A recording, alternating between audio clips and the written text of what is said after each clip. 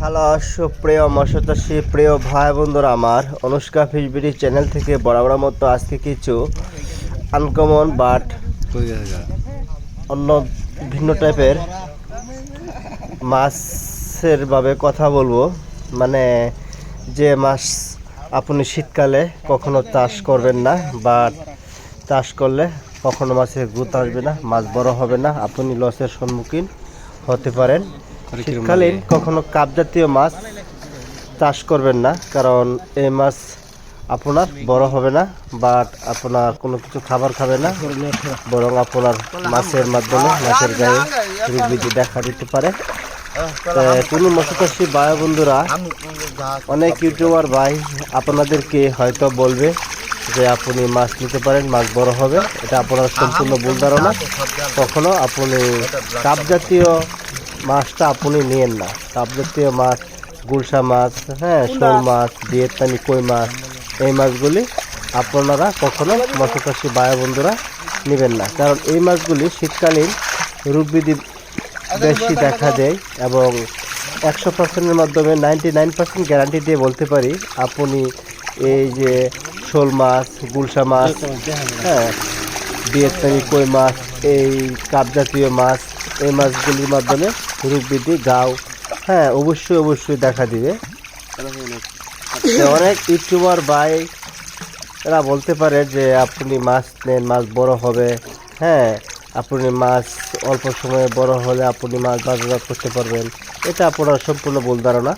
আপনারা কখনো এই কাজটি করবেন না। আপনি মাছ ছাড়ার সময় হলো জানুয়ারি মাসের শেষ দিকে বা বৈশাখ মাসের প্রথম থেকে আপনি যদি মাছ ছাড়তে পারেন, তাহলে আপনি মাছ মোটামুটি গ্রোথ আসবে, বাট মাছ বড় হবে, আপনি লাভের সম্মুখীন হতে পারেন। এই যে ঠিক আছে। তাহলে মৎস্যচাষী ভাই বন্ধুরা দেখুন, শীতকালীন আপনি একটা মাছ নিতে পারেন, যেমন যে মাছটাকে বলা হয় মিনাল কাপ, আর ক্যাটফিশ জাতীয় মাছ আপনি নিতে পারেন। কিন্তু কখনো আপনার মাছটা বড় হবে, কিন্তু গ্রোথটা কম আসবে, কিন্তু মাছের কোনো রোগ ব্যাধি দেখা দেবে না। আপনি মাছটা নিয়ে ছাড়ে আপনি চাপের মাধ্যমে রাখতে পারেন।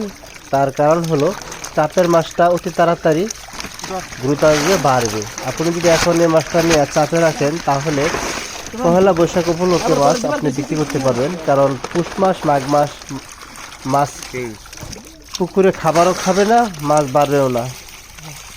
ফাল্গুন মাসের দিকে আপনার মাছ খাওয়া ধরবে, গ্রোথ আসবে। ফাল্গুন মাস 4 মাসে যেমন তো আপনার মাছটা না বড় হবে, ঠিক ফাল্গুন চৈত মাসে ঠিক এই বড় হবে।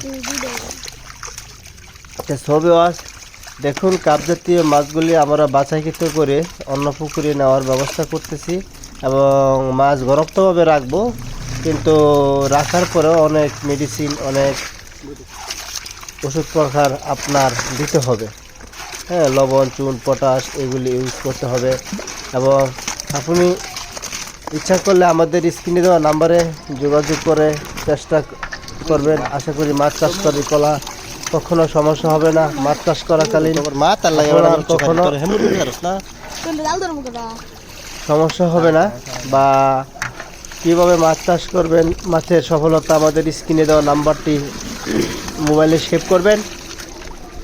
তবে আর অবশ্যই আমাদের ভিডিওটি যদি আপনাদের বিন্দু পরিমাণ ভালো লেগে থাকে, একমাত্র আপনাদের প্রত্যাশায় আমার এই চ্যানেল খোলা।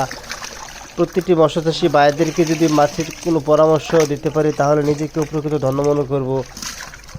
অবশ্যই আমাদের ভিউয়ার্স ভাই বন্ধুরা যারা নতুন অবস্থায় আছেন, তারা অবশ্যই চ্যানেলটি সাবস্ক্রাইব করে আমাদের সাথে থাকবেন। আর যারা সাবস্ক্রাইব আমাদের চ্যানেলটি করেছেন, তাদেরকে অসংখ্য ধন্যবাদ।